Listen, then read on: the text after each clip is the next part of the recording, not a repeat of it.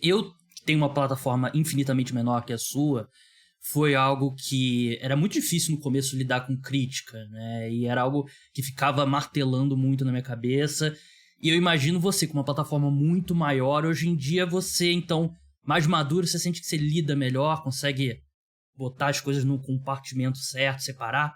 Eu acho que sim, cara, porque a partir do momento que eu, entre aspas, entre grandes aspas, me exponho e Sim. dou uma opinião, em vez de falar, pode ser que Daniel Jones com um novo técnico dê certo. Se, cara, eu tô dando uma opinião informada, eu não tô desrespeitando o cara, não tô falando que o torcedor tem que cobrar ele no CT, não tô fazendo nenhum absurdo, só tô falando, eu acho ele um Diz que jogador balada ruim. nos Giants, né? Isso, exato. Pegando o panorama atual até. Um jogador ruim, que não processa o jogo bem, que não mudou quase nada em relação a Duke, e é uma opinião informada, porque eu tô pegando números no Big Data, eu tô vendo o tape dele, vi o tape na All-22, não é uma coisa que eu tirei do céu, entendeu?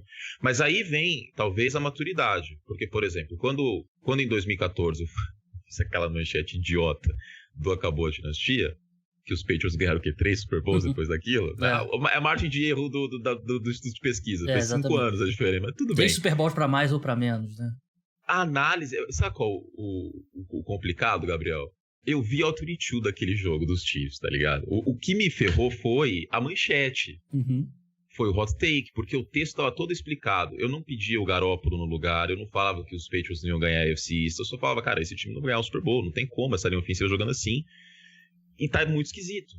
Só que aí a manchete me ferrou. E aí que vem a maturidade. Hoje eu jamais faria isso, porque esporte e política é complicado, cara. Você tem que tatear, assim, de maneira a passar informação, passar opinião, mas ao mesmo tempo respeitar que aquilo é a vida de muita gente. Eu não digo só de quem está envolvido, mas para muita gente, o New England Patriots jogar no domingo, cara, pode ser um grande momento da semana dessa pessoa. O quarterback é o grande ídolo dessa pessoa, é o papel de parede do celular dela. Então, eu acho que essa questão eu não tinha, porque eu nunca tive torcedor. Eu nunca, idolatrei a ponto de fechar os olhos totalmente e falar, não, você tá errado, que fulano é bom. E assim, eu entendo hoje isso, entendeu? É aquela questão da maturidade, da empatia, palavra que tá na moda, né? Mas de se colocar um pouco no lugar das pessoas. Então, te respondendo, quando vem uma crítica, que vem para você também, que vem para mim, vem para todo mundo, eu tento me colocar no lugar do cara e falo assim, putz, será que vai funcionar eu ficar argumentando aqui, etc. E também, muito pelo contrário, debochar do cara, expor o cara, pegar o que o cara falou. E não tô falando que eu sou perfeito, porque eu já fiz isso quando eu era mais maturo. Então, um quote tweet fala assim, por exemplo, falo mal de tal jogador. Aí o cara vem falar, é bom é o Trubisky, né? Aí eu vou lá do quote tweet e falo, pô, mas pelo amor de Deus, eu não tô falando do Trubisky, tô falando tal.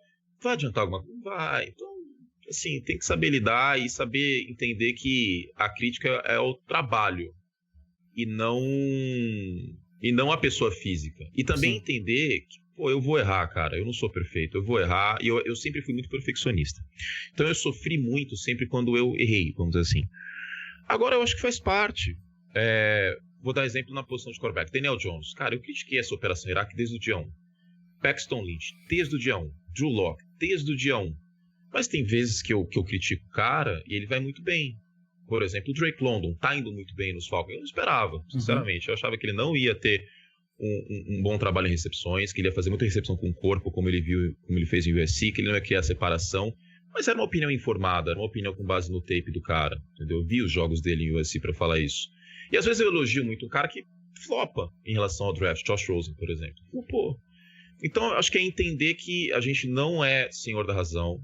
A gente também não é paladino do jornalismo, não é só o meu jeito que tá certo, entendeu? E que não é só a minha análise que tá certa e que eu vou errar. A partir do momento que você abraça essa vulnerabilidade, eu acho que você acaba lidando melhor com as críticas.